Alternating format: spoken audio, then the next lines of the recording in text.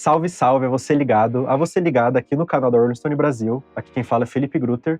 E hoje, como você está vendo aí no título do vídeo, estamos recebendo um dos grandes nomes aí do rap nacional, contemporâneo, desses últimos anos também, que vem construindo uma carreira solo aí de uns 12 anos, muito interessante, muito bacana. Lançou um dos álbuns mais interessantes, mais legais também desse ano, que é Caro Vapor Volume 2, Caro Vapor 2, me perdi agora, perdão. Enfim. Confundi! Dom L, como é que você tá, meu amigo? Muito obrigado, tô bem. E você? Obrigado pelo espaço. Tudo ótimo, que isso. Valeuzão pelo seu tempo aí, pela sua disponibilidade também, cara. E a gente tá gravando aqui a entrevista, né, com o Caro Vapor 2, qual forma de pagamento, quase completando 2 meses. Uhum. Enfim, passado esse nervoso também do lançamento, Sim. das audições, do show de lançamento, Uhum. né, que imagino que sempre dá. Enfim, como tem sido aí pra você a recepção do disco? Tem sido muito boa. Meio que como os outros discos, assim, que eu fiz, sempre, né, a gente vem com as propostas. Eu nunca repito o que eu tava fazendo, né? Sempre tô querendo fazer algo realmente novo. Então tem uma certa, né, um frio na barriga ali de, mano, será que a galera vai sacar mesmo? Mas sempre dá certo. Acho que rolou esse agora e cada vez mais. Esse teve um impacto maior do que o último teve um maior do que o anterior. Então acho que a gente tá sempre trabalhando com mais, né, tipo, mais organizado e tal. Dessa vez foi ainda melhor e tá bem legal a recepção, a rapaziada tá curtindo, tem muita gente ainda, né, tipo, fazendo aquelas audições e análises de letra, do que tá rolando, conceitos e tal. Tá cheio de vídeo na internet aí da galera pirando no disco, já entramos em algumas listas, né, inclusive, foi muito louco, porque esses dias eu entrei numa lista chinesa. Achei muito Sério? louco. Caraca. Eu vi, aí a pessoa me marcou lá, eu vi um monte de coisa escrita em chinês. E aí, tipo, cara, que louco. Eu tenho um sonho, né, de ir pra China. Eu já fiquei como? Tipo, nossa, vou fazer show na China. Claro que não é assim, né? Assim tão fácil. Mas é isso, estamos em várias listas, vários lugares do mundo. Já batendo um sonho, já tem turnê na Europa marcado, tá bem legal. Perfeito. E justamente, né, você falou disso de não se repetir, né? Enfim, por que você sempre busca isso, né? E também o Caro Vapor continua, né, o seu primeiro disco solo, né? Sim. A gente tem que lutar contra o tédio. Perfeito. Ficar repetindo o mesmo disco é uma parada que eu não gosto. Cara, eu faço música em primeiro lugar pra mim mesmo. Eu já falei isso várias vezes e em momentos diferentes da minha carreira e continua assim.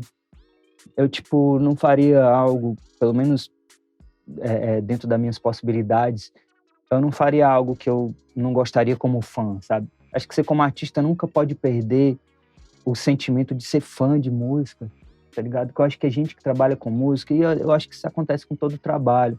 Quando você escolhe uma profissão, se você escolhe, que a gente não vive num mundo que todas as pessoas têm escolha, assim, eu nem acho que tenha sido totalmente uma escolha, porque é muito a circunstância, o que te levou aquilo ali e tal, né? Mas, pô, você tem uma paixão, né, por aquela parada ali e tal. E eu tento sempre buscar esse sentimento. Então, pô, se eu fosse um fã do Dom L, eu ia querer o Dom L fazendo o que ele sempre fez, né, mano? Tipo, jogar a barra lá em cima, tentar fazer coisas novas. E é isso que eu faço. Mas você é seu fã? Seu próprio fã? Eu sou. Sou assim.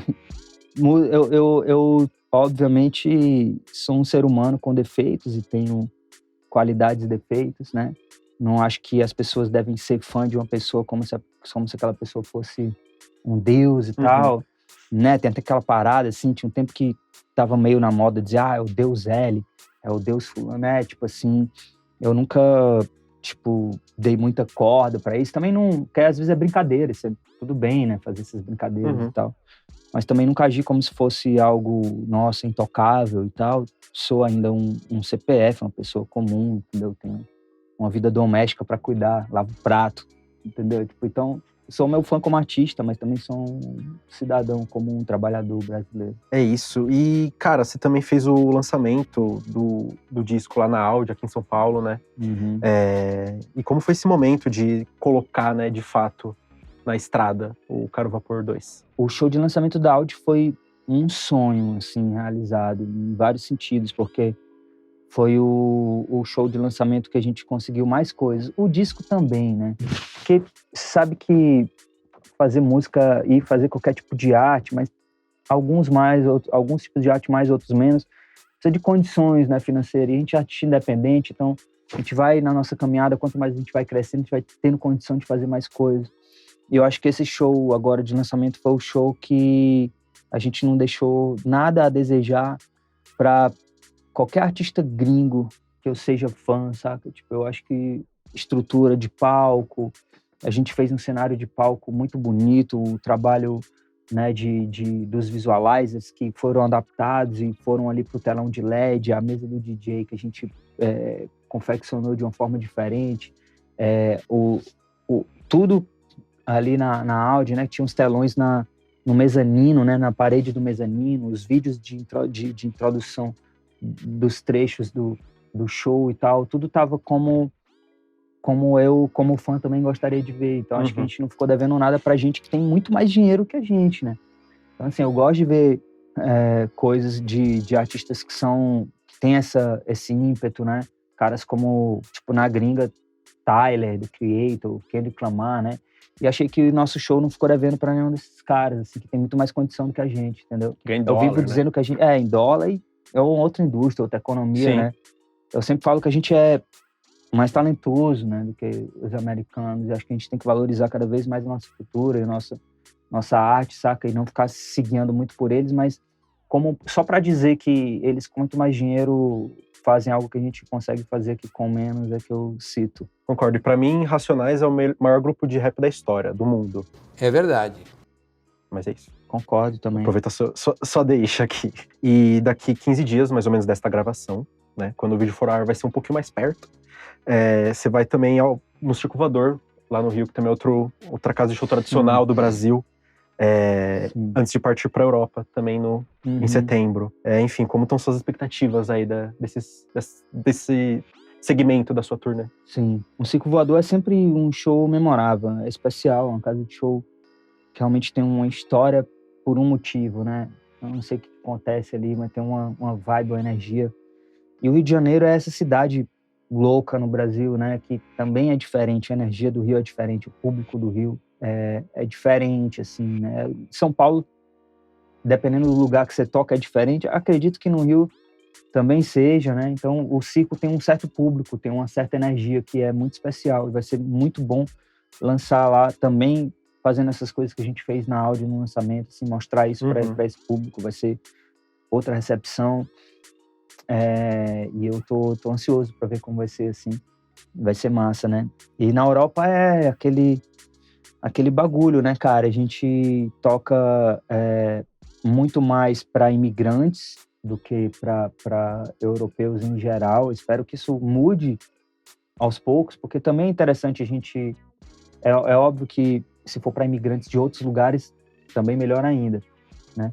Mas eu digo, em Portugal e tal, a gente já tem brasileiros e portugueses ali por causa da língua que curtem, né? Sim. Eu estou ansioso para ver como vai ser em Berlim, por exemplo. Se vai ter muita gente de outras nacionalidades, porque a gente quer expandir a nossa música para como os grandes fizeram, né? Que não só as pessoas que entendem língua portuguesa consigam absorver. Isso que eu tô curioso para ver. Então vai ser várias cidades. A gente vai para Londres, vai para Dublin, né? E vou ficar feliz de colar imigrantes de outros lugares também, não de língua portuguesa, mas de outros lugares, de outras línguas e outras pessoas também. E também os brasileiros, que são a maior parte, né? Porque a galera vai pra Europa e fica muito... Mano, putz, muita gente manda mensagem, tipo, pô, tô aqui em Paris, morando aqui, trabalhando e tal, e queria ir no show teu, não consigo, quando você vem pra cá.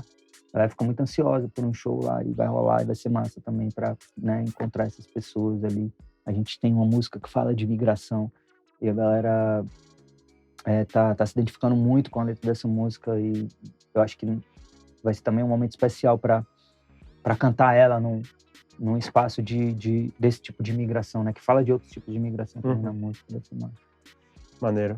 E assim que você vai chegando na China também, né? Espero. Na China é mais complicado, acredito, mas se tiver alguém aí que pode realizar esse sonho, que tem contatos, divulgar minha música na China. Eu sou muito afim de conhecer a China, Vietnã também. Mas a China, eu imagina, né, cara? A gente não consegue, pô, a mina que postou que ela é crítica musical e tal, tava tudo em chinês, assim, né? Aí eu fui botar no chat GPT, né? Mas é tão louco, porque é outra cultura, a forma deles pensar é diferente. Até a tradução, ela não é tão simples, né? Que é como se fosse, não é uma frase como a gente falaria uma frase, né? Tem coisas que são conceitos Caramba. no meio da frase. Aí, tipo, o chat GPT me deu uma tradução extensa, assim, para poder, sabe? Tipo, é outra cultura, né, cara? É baseado em outro tronco linguístico e tal, né? Então, Outra forma de pensar. é outra forma. Assim como deve ser alemãos, por exemplo, né? Que a gente é muito acostumado com o inglês e, né, anglo-saxão, latino, então a gente já tem esse contato maior e já fica mais fácil. Sim. Mas quando sai dessa fronteira é outra parada e eu sou muito afim. Sonho em conhecer a Turquia, lugares assim, sabe? Tipo, o sudoeste da Ásia, né? Que chamado de Oriente Médio, né? Mas que do ponto de vista deles é o sudoeste deles, né? Então tenho muita vontade de conhecer esses lugares ainda. E o Caro Vapor 2 também chega 4 anos depois do roteiro para Ainus Volume 2, que é de 2021. E os discos são meio que universos diferentes, mas fazem também sentido no contexto da sua carreira. Enfim, quais tipos de histórias você também quis contar, né, nesses 2 discos? O Caro Vapor é um lance, os roteiros são outro lance, mas eles conversam também, porque eu tento fazer uma discografia que tem um sentido mesmo, saca? Tem uma construção de uma narrativa. Eu quero que realmente os meus discos eles contem uma história, sempre, até o momento que eu não fizer mais música. Eu quero que todos os discos tenham uma... É óbvio que a parada também, eu posso fazer um disco que tenha um outro tipo de abordagem de contar a história, né? Eu posso contar a história só através de música de amor, só através de música de festa, só através de música sobre, sei lá, um naufrágio, entendeu? Ou algo escalando uma montanha, sei lá, qualquer coisa. Mas que, de certa forma, dialogue, né, com uma discografia. Eu gosto muito disso, é o que eu pirava, assim.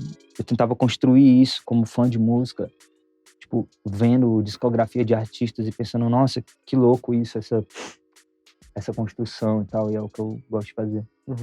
E eu acho também exatamente isso muito curioso, né, que você vem primeiro com o Caro Vapor, aí tem os 2 roteiros pra Ainus, aí você continua com o Caro Vapor 2, né? Como você consegue manter essa...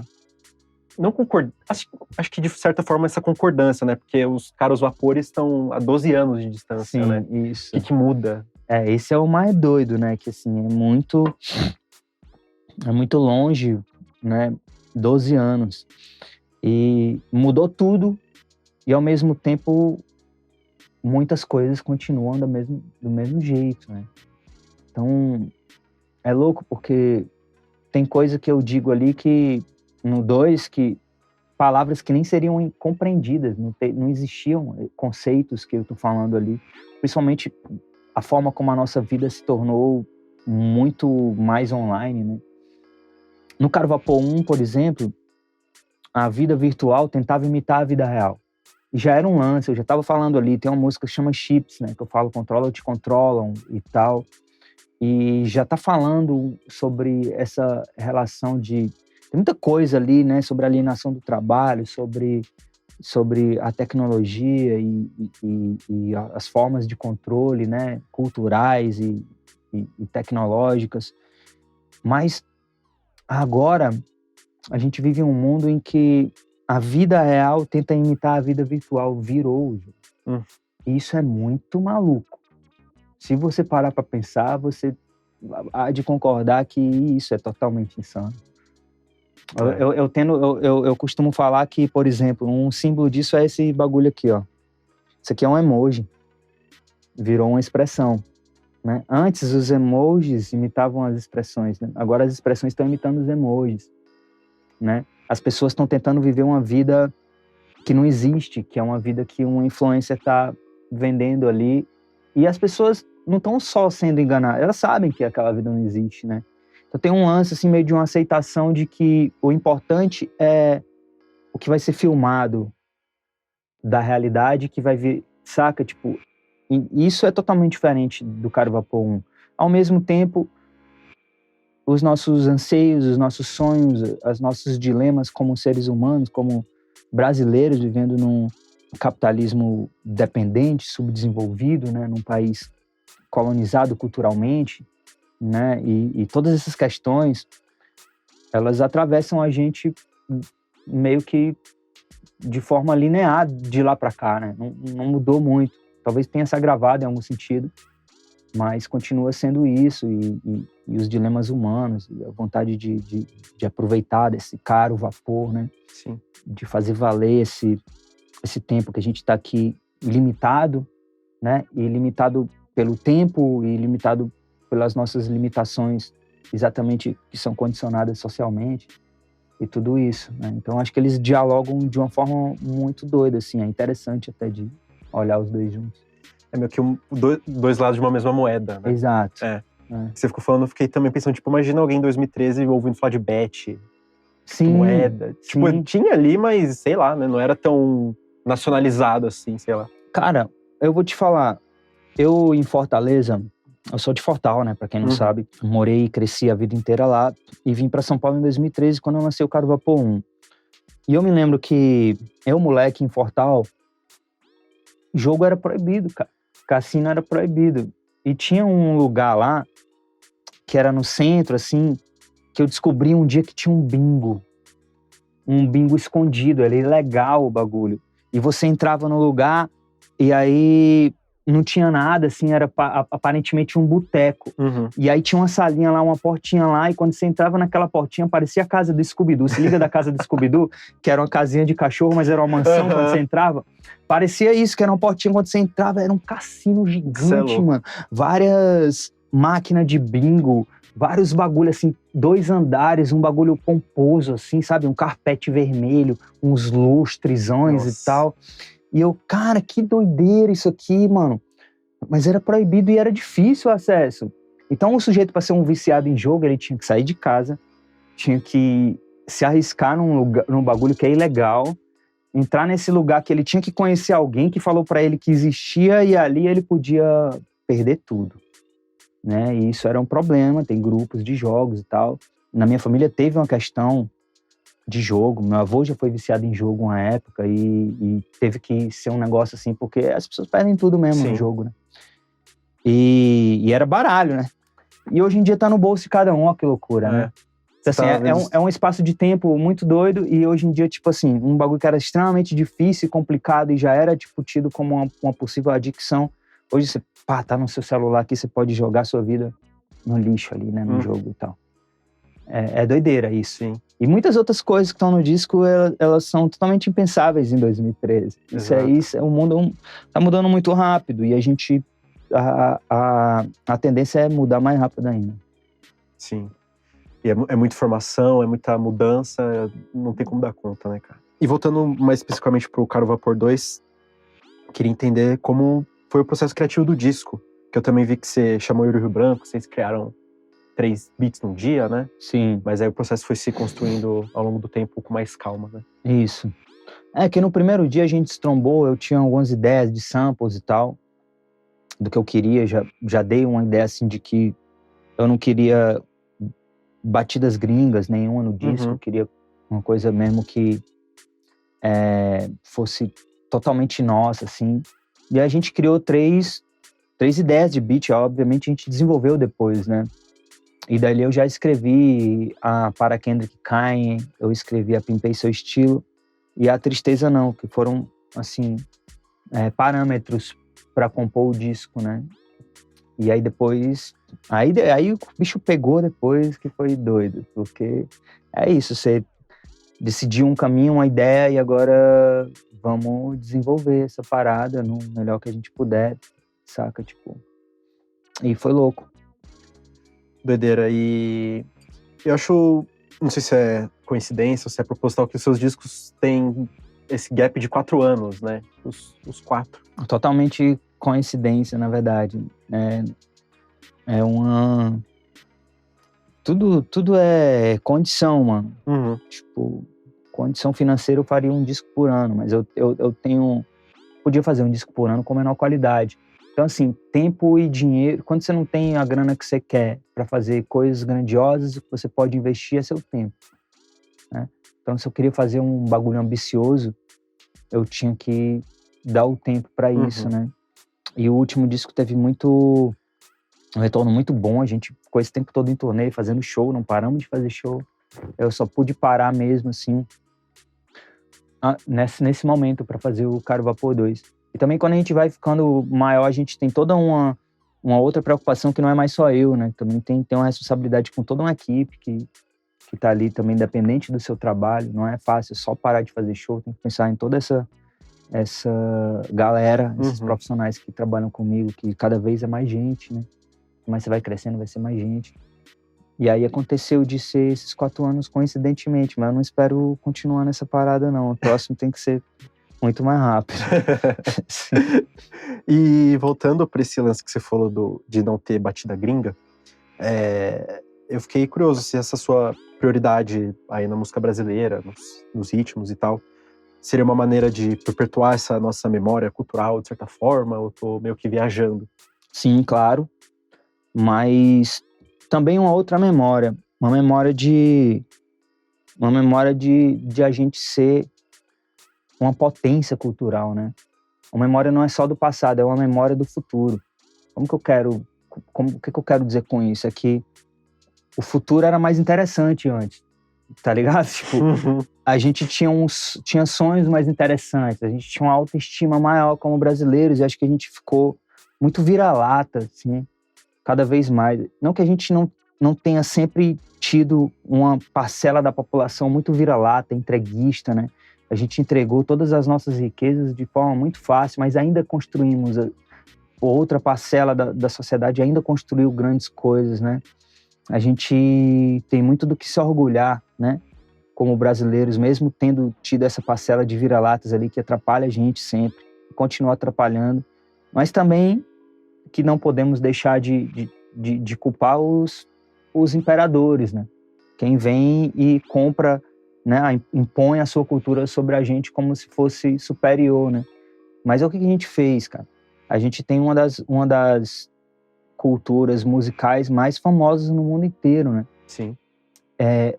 Com muito menos recurso. Você imagina o que é a cultura norte-americana no mundo e o que eles gastaram de grana e o que é a cultura brasileira no mundo e o que a gente gastou de grana.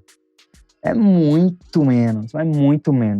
E se você for na África, você perguntar para as pessoas um músico brasileiro, eles vão te dizer algo.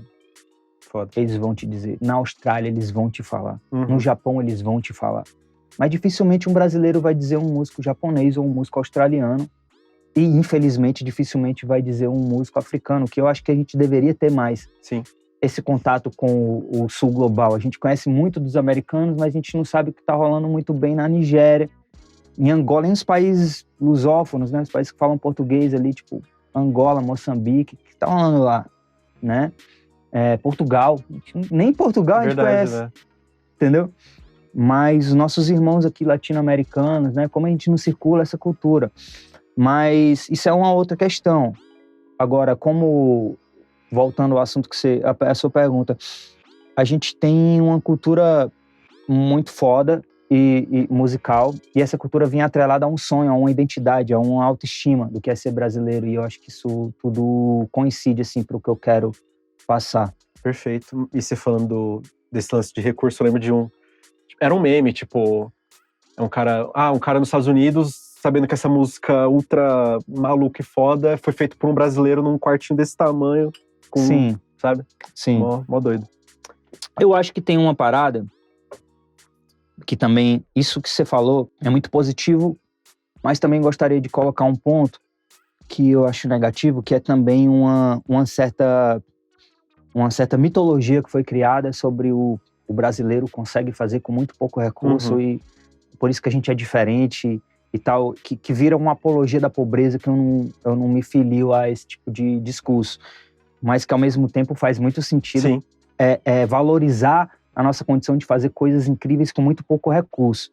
Então, tipo assim, o que é o funk brasileiro? É uma criação coletiva genial, né, das mais geniais que já foram inventadas no mundo, assim, é uma coisa que tem muita inventividade. O que tava rolando 6 meses atrás no funk já é velho, tá ligado? Tipo assim, você ouve funk de SoundCloud, você fica louco com o que tá rolando. É muita criação, é muita inovação, né? E muito pouco recurso. Uhum. Agora imagina se tivesse mais recurso, né? Eu digo como uma indústria mesmo, porque tem muita gente ganhando muito dinheiro, mas é numa linha de pensamento muito desigual, né? Uma galera ficando muito milionária e, sei lá, na evolução do bagulho mesmo, de condições para toda a gama de trabalhador, desde o produtor, beatmaker, todo mundo ali, a gente ainda é um pouco subdesenvolvido. E eu acho que a gente precisa pensar em se desenvolver mais nesse sentido. Concordo, mas traço muito um paralelo do que você falou também ao esporte, que a gente vê na Olimpíada, o Brasil ganhando umas medalhas de ouro meio do nada, assim, e você pensa, né, cara? Imagina se a gente tivesse investimento. Você já faz esse barulho aí. Exato. Queria também falar um pouco mais da sua sonoridade no Caro Vapor 2, que além do rap, claro, tem essa pegada do funk, bossa nova, samba, baião, enfim, como você construiu toda essa gama, esse seu leque? Primeiro eu parti de onde eu venho, né? Eu parti de Fortal, do Ceará, assim, e aí Norte, Nordeste, Brasil, né? Então eu tinha que ter o baião ali, a primeira coisa que a gente fez. A gente pegou o Paralelo e McCartney ali, do Lô Borges, Fernando Brant, e pensamos, quero usar esse sample ou usar como música incidental e fazer um baião em cima, que é outra parada, né? Pra trazer pro Nordeste também. E aí foi o Giovanni Cidreira ali no refrão, que é um cara, um baiano, um artista incrível.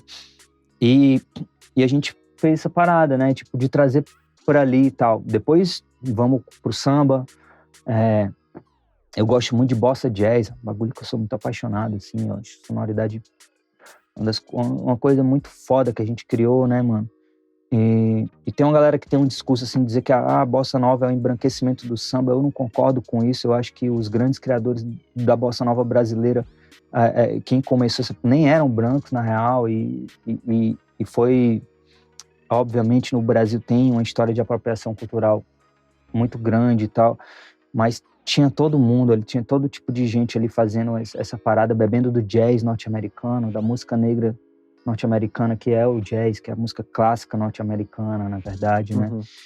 Transformando isso em outra coisa, pegando do samba. Isso é uma coisa que eu queria também que tivesse no disco, né? Porque eu acho que é um dos grandes momentos da nossa criação musical, assim, a bossa e o bossa jazz é um pouco fazer rap no Brasil, né? Que é tipo, pegar um bagulho autêntico nosso e usar um método que veio dali também dos Estados Unidos, mas não exatamente como se fosse da gema do império, né? Assim como o jazz nasceu como uma música de resistência, né? De pessoas que não eram nem consideradas cidadãos, né? O jazz é música negra norte-americana, né? E quando ele foi criado, provavelmente não tinha acabado nem a lei de Jim Crow, de segregação racial. Entendeu? Então eram subcidadãos considerados lá, né? E criaram essa coisa incrível. Depois veio o rap, que também, da mesma forma, criado também por imigrantes, né, jamaicanos que estavam ali, latinos, porto-riquenhos, né, e os pretos norte-americanos também, principalmente, na verdade. A gente pega esse método e faz outra coisa aqui, dentro do nosso caldeirão cultural, transforma, né, até ficar irreconhecível a batida. Não é outra coisa agora, mas tá usando drum machine, tem uma, saca? De inspiração pra fazer sua própria parada. É isso. Muito louco. E a gente pode dizer que Saudade do Mar já é o grande hit aí do Vapor 2? Ela tá lá e vai, né? Tipo, aí vem a Pimpei Seu Estilo e chega mais perto. Tem outras músicas aí chegando. Eu acho legal que é um disco que a galera, tipo assim, ele tem muita coesão de ouvir ele inteiro, né? Sim. Então, quem curte o disco realmente tá numa de ouvir o disco e tal. Até agora, acho que a Saudade do Mar é que a galera mais chapou mesmo, né? E realmente é uma música que, quando eu escrevi, foi uma responsa pra mim, né? Porque eu Pensei, pô, que doideira, eu vou... Porque é uma música que tem um trecho maior de música incidental, né? A Bandido também tem um trecho grande, mas essa tem mais ainda, né? E aí seria eu escrever uma música com Caymmi, né? Então, tipo, eu fiquei, nossa, tem que representar muito nessa caneta aqui, entendeu?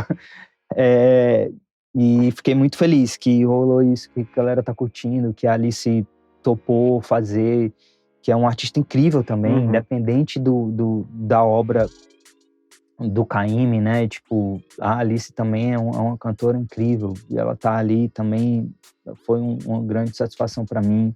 Ela vai estar no show no Circo Voador, quem for no show vai ter esse privilégio, essa oportunidade de ver ela ao vivo também lá comigo.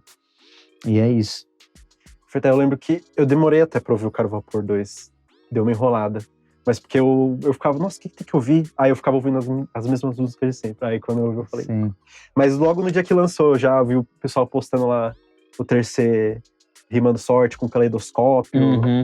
Muito, muito louca também. Sim. E essa, tipo... E eu voltei e revisitei o álbum esses dias, né, pra me preparar também. Essa música eu sempre ficava voltando. Eu ouvia, voltava. Massa. Essa música é muito... Massa. Muito louca, muito louca. E o Mar, né, também é recorrente no disco.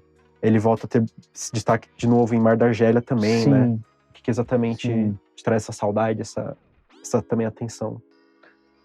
Ah, mano, a relação de quem viveu perto do mar, assim, com o mar é muito intensa, né, cara? E foi louco fazer essa música, assim, com Caymmi, entre aspas, assim, com Dorival Caymmi, né? Tipo, é um cara que entendia isso, viveu isso intensamente, né? E eu vivi boa parte da minha vida no gueto da Orla, assim, de Fortaleza, assim, com a relação com o mar. O mar me salvava muito.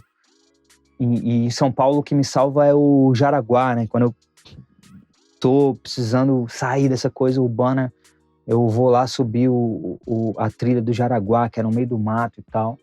Em São Paulo podia ter mais espaços assim, saca? Mas o mar, ele tá na minha memória. É muito difícil viver longe do mar pra mim. Eu que tive tão perto, assim, por tanto tempo. Então ele vai estar ali como metáfora sobre aquela imensidão, né? Sobre essa grande fronteira entre a gente e a nossa história também, né? A nossa história é permeada pelo mar de diversas formas, né? Pro bem e pro mal, né? Extremo prazer e beleza, extrema violência, né? Foi do mar que chegaram as grandes navegações que invadiram e dizimaram povos inteiros e trouxeram pessoas escravizadas de África, e é esse mesmo mar que separa a gente dos nossos ancestrais que estavam lá do outro lado do mapa, mas que tem outra parte que estava aqui também, né? Então tem sempre essa metáfora. Por isso que o Mar da Argélia, né? Tem aquela parada dali da Argélia que é aquela coisa da África, do norte da África, que é Oriente Médio, que é sudoeste da Ásia, que atravessou, tá na Europa, né? Essas figuras de linguagem, para mim, são muito marcantes, né? Eu acho que o mar é ninguém esquece do mar, né? Ninguém esquece. Você vê o mar e a primeira coisa, quando você vai num lugar novo, assim, que tem um outro mar, é a imagem que vai ficar na tua cabeça, saca? Que é isso, é a fronteira pro infinito, pro abismo, pro nunca, né, pro inexplorado. Sim. O que nunca vai ser, né? Diferente da Terra, que tá tudo no Google Maps, o mar é sempre um mistério, né? Sim. O mar é sempre a possibilidade de se afogar, de mergulhar, de nadar e não saber o que tá embaixo. A gente não sabe quase nada que Nunca tem, né? sabe. Sabe isso aqui, né? Exatamente. É muito curiosidade, mas eu também, eu fico, sei lá, eu vou na praia e fico sentado assim, só olhando, refletindo. É louco. Meu pai é de Ubatuba, mas ele veio pra cá pequeno, então ele sempre falava, eu vou aposentar e ir pra lá, não sei o quê. Tá aqui em São Paulo ainda, mas quem sabe o dia. Sim. Enfim. E também indo para, né, esse clichê aí de livros didáticos, né? Eu sinto muito que o Caro Vapor 2 também é muito produto de sua época, como a gente falou agora há pouco, né, das bets, tem esse lance também das big techs, que explora os influencers, muito desse capitalismo tardio que a gente tá vivendo. sim. Enfim, por que você quis tocar exatamente nesses assuntos? Tipo, eu acho que eu sempre fiz a música que tenta ser tocada pelo espírito do tempo, né, mano? Tipo, aquela parada do poeta, que é uma metáfora, né? Quando os caras falam, o poeta não escreve, quem escreve é Deus, né? Que Deus é o seu tempo, né? É o que te... É o que você tá sujeito, né? Tá, o teu entorno, né? Então, na verdade, não tem como fugir disso. Agora, você pode mais explicitamente abraçar e colocar, ou deixar aparecer mais situações individuais, que tá muito em voga hoje em dia, né? Eu, por exemplo, uma coisa que me faz falta de ouvir, assim, na música brasileira mesmo, assim, é que eu vejo que as músicas de amor, por exemplo, as músicas de amor, ela não precisa ser uma música que é descolada da realidade, né? Então, as músicas de amor, hoje em dia, elas têm um discurso muito sobre o sonho, sobre o que seria, que queria te levar para Espanha e viajar contigo para Fernando de Noronha e te dar uma joia tal, e a gente vai andar no carro tal, e vai ser legal, porque a gente vai... Tipo, é sempre um sonho de consumo misturado com a história de amor, e a gente tem uma tradição de falar de amor de formas... E nada contra se fazer uma música assim, tipo... Na verdade, um pouco, alguma coisa contra, mas se for raso assim, né? Mas, às vezes tem um sentido, né? Que é um sonho que foi negado, né? E às vezes você foi, invadido por aquele bagulho e você quer e tal, e faz parte da história, de uma história que você tá contando, e faz parte da sua história. Mas a gente também perde a parada de falar sobre o que a gente tá vivendo da vida comum e como navegar nesse mundo e tentar ser feliz com o que a gente tem, né? No seu estágio de vida, tá ligado? Porque hoje em dia é isso. Antigamente você ouviu os sambas singelos, falando sobre uma vida ali, mas uma história de amor muito bonita dentro daquela realidade, naquela condição, assim, falando das coisas do cotidiano, né? E ali tava também todo esse entorno que você tá falando, tava todo esse contexto social, né? Às vezes é através de você falar dos objetos que tá na sua sala. Você tá falando sobre a situação política do Brasil e do mundo, da geopolítica e tal. Às vezes eu gosto de colocar umas paradas aí, porque eu curto esses bagulhos. Então eu boto o Mar da Argélia ali, porque eu sei que tem um negócio ali, eu sei da história, eu sei o que aconteceu com a Argélia, como foi a colonização francesa, o que aquele mar divide ali, tem todo um lance ali, daquela divisão, né? E aí tem um grande cara que chama Frantz Fanon, que tava entre esse mar aí, né? Entre essa divisão e tal. E é uma piraminha, né? Mas dentro da sua sala você pode ver pelos objetos todo o contexto do mundo que você tá inserido, entendeu? Total. E, Dom Hélio, pra acabar aqui, cara, em entrevista à Folha, recentemente, você falou, né, que tá tentando fazer o retorno de uma utopia dentro de uma distopia. E eu queria saber, fiquei com essa dúvida, pra você, o que seria exatamente, o que é e como seria essa utopia? Mano, tem um pensador, um filósofo, grande figura brasileira, chamado Ailton Krenak, e ele fala que se nós estamos caindo, que a gente caia de paraquedas coloridos, entendeu? Porque o que você vai fazer? Entendeu? Então a gente tem que construir uma ideia de futuro, né? E que a gente entenda que o futuro que a gente quer, a utopia que a gente sonha, ela não é necessariamente o que vai acontecer, isso é o menos importante, tá ligado? Porque na construção, na busca dessa utopia, a gente cria formas de vida e de ser feliz com o que a gente tem aqui e agora. Então, quando a gente cria uma utopia, um sonho, quando a gente vive por eles e tal, a gente tem um motivo para continuar aqui, porque se a gente pensar só na distopia que a gente está vivendo e na falta de perspectiva, né? Porque quais são as perspectivas? Quase ninguém fala de um mundo que vai ser melhor. Aí você vê as máquinas e a gente tem a possibilidade de coisas incríveis acontecerem com o nível de conhecimento e desenvolvimento humano que a gente acumulou enquanto sociedade durante milênios e coisas horríveis aconteceram para que a gente tenha esse conhecimento, guerras, tá ligado? Uhum.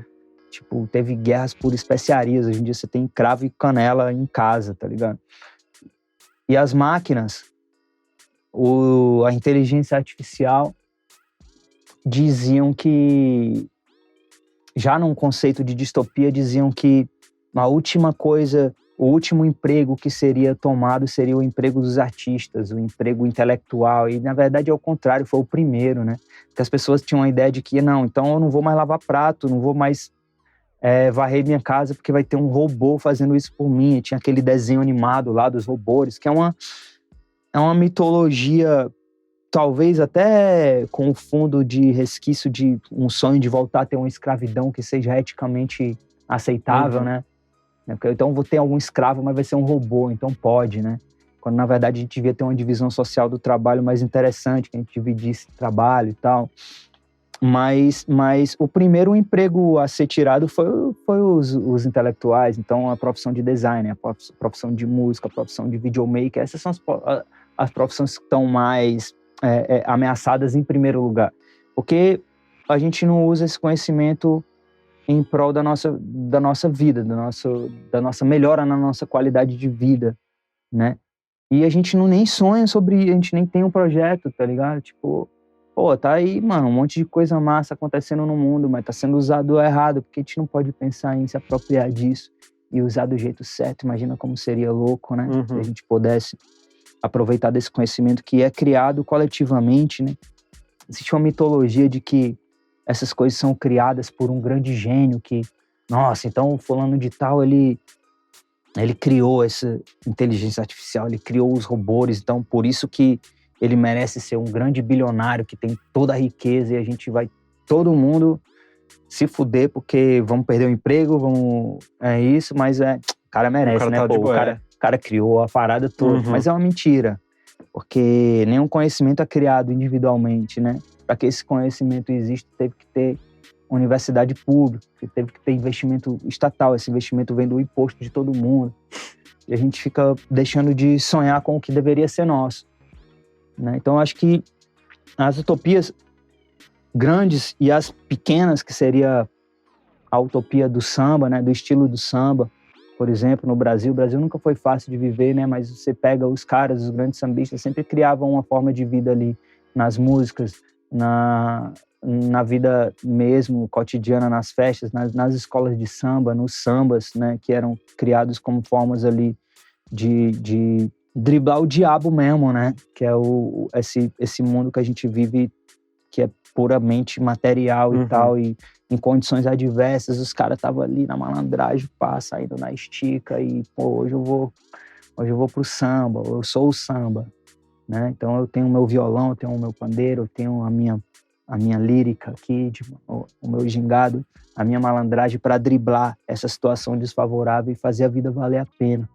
Isso era uma utopia, né?